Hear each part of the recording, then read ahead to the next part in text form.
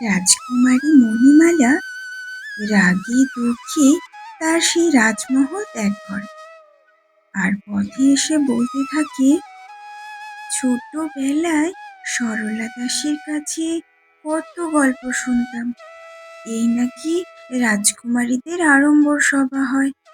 শোনো না রাজকুমারী মণিমালা, আড়ম্বর সভা না হয়েছে তো কি হয়েছে? আমি রাজকুমারের থেকে কোনো অংশে কম নেই। তুমি দেখো, আমি তোমাকে অনেক ভালোবাসবো, অনেক ভালো রাখবো। তুমি আর কি বা ভালো রাখবে বলো? তুমি তো একটা বাদর, আর বাদর কি কখনো রাজকুমারীর স্বামী হয়? তুমি বলো না। দেখেছো আমার পোড়া কপাল? তুমি হলে আমার বর, আমার স্বামী। মন খারাপ করো না বউ, আমি তোমাকে ভীষণ ভালো রাখবো, দেখো, একদম রানী করে রাখবো। কোনো অভাব তোমাকে বুঝতেই দেব না। তুমি দেখো, তুমি আমার কাছে ভীষণ ভালো থাকবে। তুমি মন খারাপ কি করো না। আর করবো বলো? ভাগ্যে যা লেখা ছিল সেটাই হলো আমার সাথে। এখন থেকে তোমাকেই স্বামী বলে মানতে হবে। রাজকুমারী দুঃখ পেলেও সে আজ বেজায় খুশি। অনেকদিন পর সে মুক্ত বাতাসে শ্বাস নিতে পারছে। জানো গো ভাদর পর, সেই কবে আমি যে এই মুক্ত বাতাসে শ্বাস নিয়েছি আমার মনেই পড়ে না। মনে আবছা আবছা পড়ে যেন আমি খুব ছোটবেলায় সরলা দাসের সাথে ঘুরতে বেরিয়েছিলাম। তবু মহারাজের কি রাগ, যেন সরলা দাসীকে মেরেই ফেলবে। তবু বাচ্চা, আমার কথাটা তিনি রেখেছিলেন। আচ্ছা বাদর বল, তুমি আমাকে আমার পিতামাতাকে খুঁজতে সাহায্য করবে তো? তুমি আমার পাশে থাকবে তো? থাকবো থাকবো রাজকুমারী মণিমালা, তুমি যে আমার সঙ্গে বিবাহ করে এই জঙ্গলে এসেছো, আমি তাতেই খুশি। অন্তত আমার নিঃসঙ্গ জীবনে একজন সঙ্গী তো পেলাম। তুমি কোনো চিন্তা করো না, তোমার পিতামাতাকে খুঁজতে আমি অবশ্যই তোমাকে সাহায্য করব। তুমি হলে আমার এই রাজ্যের রানী, মহারানী, আমার মহারানী। ঠিক আছে বাদর বর, আমার না ভীষণ খিদে পেয়েছে। আমাকে কিছু খেতে দেবে গো? প্রচন্ড খিদে, আমার পেটে যে ইঁদুর দৌড়াচ্ছে গো। যাও না, আমার জন্য কিছু নিয়ে এসো। আমার খিদে পেয়েছে। ঠিক আছে আমার মহারানী, তুমি একটু বিশ্রাম নাও, আমি তোমার খাবারের ব্যবস্থা করছি। আমি এক্ষুনি চলে আসবো, ভয় পেও না।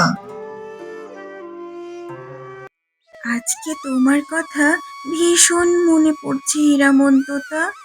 কোথায় তুমি? হীরামন্ততা, আমাকে দেখা দাও।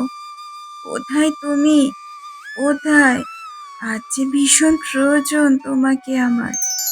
বলতে না বলতেই হীরামন্ততা রাজকুমারী মণিমালার সামনে এসে হাজির হয়। এই যে আমার কন্যা, আমার পুত্রী, তোমাকে যে কতকাল দেখি না। তোমার ভালোর জন্যই তোমার কাছ থেকে ভীষণ দূরে যেতে বাধ্য হয়েছি আমি। আমার ছোট ভাই যে আমার সাথে বিশ্বাসঘাতকতা করেছে। তোমাকে বহুবার বলতে চেয়েছি, তবু যে বলতে পারিনি আমার কন্যা। তুমি আমার কন্যা, আমার একমাত্র রাজকুমারী মণিমালা। তোমার মাতা হলেন ফুলকুমারীদের রানী ফুলোরা। তুমি দুই রাজ্যের রাজকুমারী, ভবিষ্যৎ রানী। তোমার মাতাকে তোমাকে উদ্ধার করতে হবে। কি বলছেন আপনি? আপনি আমার পিতা? কি হয়েছিল পিতা? আমাকে সবটা খুলে বলুন। আমার যে জানতেই হবে।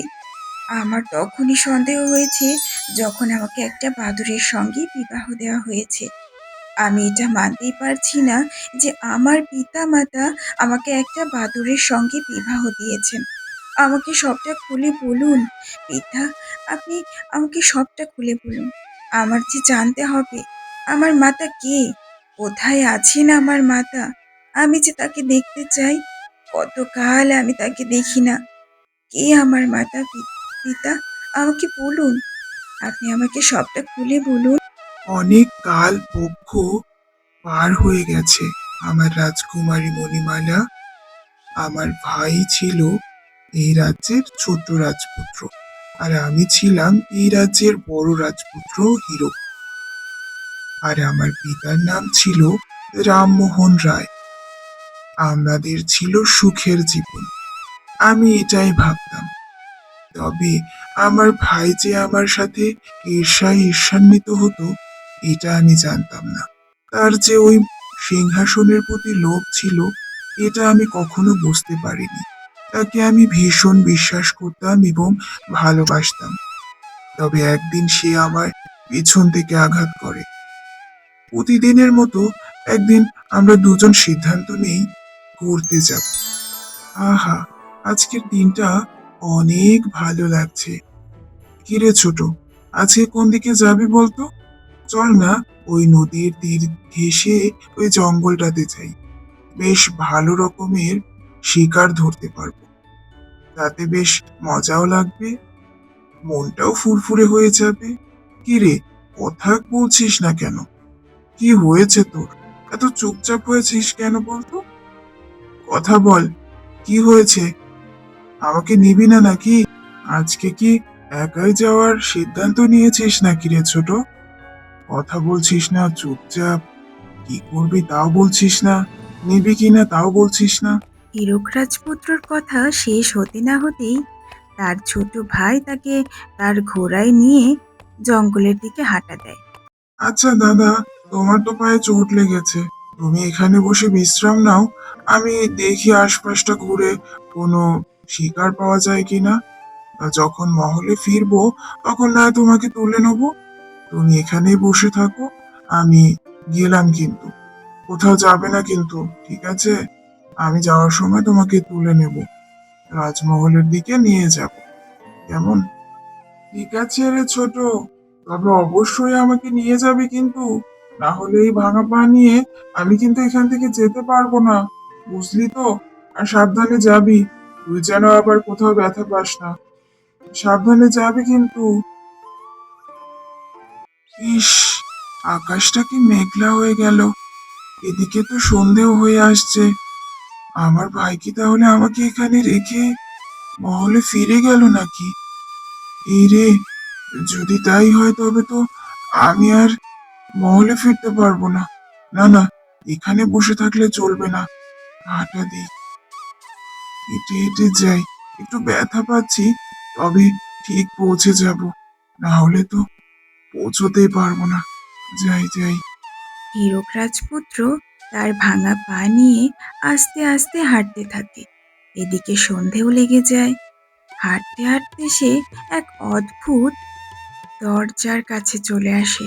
সেটা ছিল ভীষণই জাদুময় এবং ফুলের সুগন্ধে মো মো করছে। এ বাবা, এমন দরজা তো আগে কখনো দেখিনি। আর এই দরজা দিয়ে এত সুন্দর ঘ্রাণ আসছে, মনে হচ্ছে যেন আমাকে মোহিত করছে এদিকে যাওয়ার জন্য। তবে যদি কোনো বিপদ হয়, এমনি তো রাত হয়ে গেছে, কিন্তু আমি যে এই সুঘ্রাণকে উপেক্ষা করে চলেও যেতে পারছি না। আমাকে যেতেই হবে, যা আছে ভাগ্যে। যাই। হীরক রাজপুত্র যেই না সেই দরজায় হাত রেখেছে অমনি সে অন্য এক রাজ্যে চলে আসে। ও মা, এত সুন্দর রাজ্য, এত সুন্দর সুন্দর ফুল, এ কোন রাজ্য হতে পারে?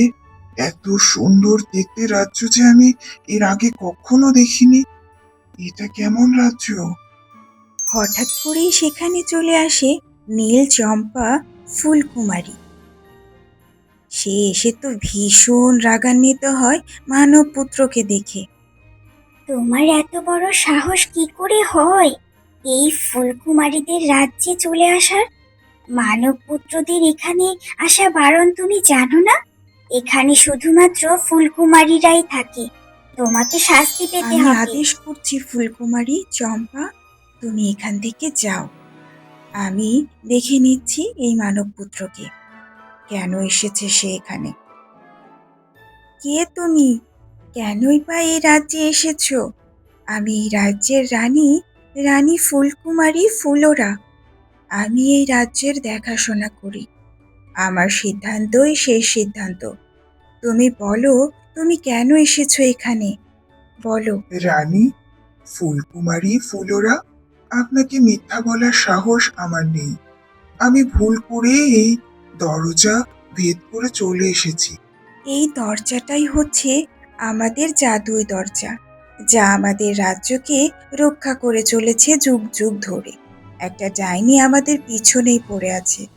তোমাকে একটা অনুরোধ করব, হে সৎ মানুষ, তুমি গিয়ে আমাদের রাজ্যের কথা কাউকে বলো না, তাতে আমাদের রাজ্যের খুব বিপদ হবে। তোমার কাছে একটাই অনুরোধ, তুমি এই রাজ্যের কথা কাউকে বলো না, না হলে কিন্তু তোমাকে সারা জীবনের জন্য এই রাজ্যে কারাগারে থাকতে হবে। নিশ্চয়ই তুমি সেটা চাও না। আমিও চাই। যেহেতু তুমি সৎ এবং সাহসী রাজপুত্র, তাই তোমাকে এখানে আটকে রাখা আমার মোটেই ইচ্ছে করছে না। আপনি ভীষণ সুন্দর করে কথা বলতে পারেন ফুলকুমারীদের রানী ফুলোরা। আমি কি অন্তত একবার আপনাকে দেখতে আসতে পারি? আপনার এই সুঘ্রাণ যে আমার ভীষণ ভালো লাগছে। আমি চাইলেও নিজেকে আটকে রাখতে পারছি না ফুলকুমারী ফুলো। আমাকে অনুমতি দিন, আমি অন্তত একবার আপনাকে দেখতে আসতে চাই। দয়া করে আমাকে অনুমতি দিন ফুলকুমারীদের রানী ফুলোরা। না রাজপুত্র, আমি কখনোই আপনাকে এই অনুমতি দিতে পারি না, কারণ এই রাজ্যের সুরক্ষার দায়ভার আমার উপর। আমি কখনোই ভুল সিদ্ধান্ত নিতে পারি না। আমার জন্য এই রাজ্যে কোনো বিপদ আসুক, সেটা আমি মেনে নিতে পারবো না। আপনি আর কখনো এই রাজ্যে আসবেন না, আমি আপনাকে বারণ করে দিচ্ছি। আমার আর পা ঠিক করে দেওয়ার জন্য আপনাকে ধন্যবাদ। তবে আমি এই কথাটা রাখতে পারবো কিনা আমি জানি না, তবে আমি চেষ্টা করব। আজ তাহলে আসি রানী ফুলোরা। আমি কিন্তু রাগ করব দ্বিতীয়বার যদি এই রাজ্যে তোমাকে দেখতে পাই। আশা করি তুমি আর কখনো এই রাজ্যে আসবে না। দেখো, তোমার পা ঠিক হয়ে গেছে। এখন তুমি সাবধানে তোমার রাজমহলে ফিরে যাও। রাজমহলের সবাই হয়তো তোমাকে নিয়ে চিন্তা ভাবনা করছে। এখন আর আমার কোনো কথা বলার কিছুই নেই। তুমি যাও, সাবধানে যেও, আর ভালো থেকো। আর অবশ্যই মনে রেখো, আমাদের রাজ্যের কথা আর কাউকে বলবে না, না হলে আমার রাজ্য যে বিপদে পড়বে। ফুলকুমারীর চতুর্থ পর্বে তোমরা জানতে পারবে কিভাবে রাজকুমারী মণিমালার জন্ম হয় এবং তার পিতামাতাকে ডাইনির হাতে বন্দী হতে হয়। অবশ্যই সাবস্ক্রাইব করে দিও।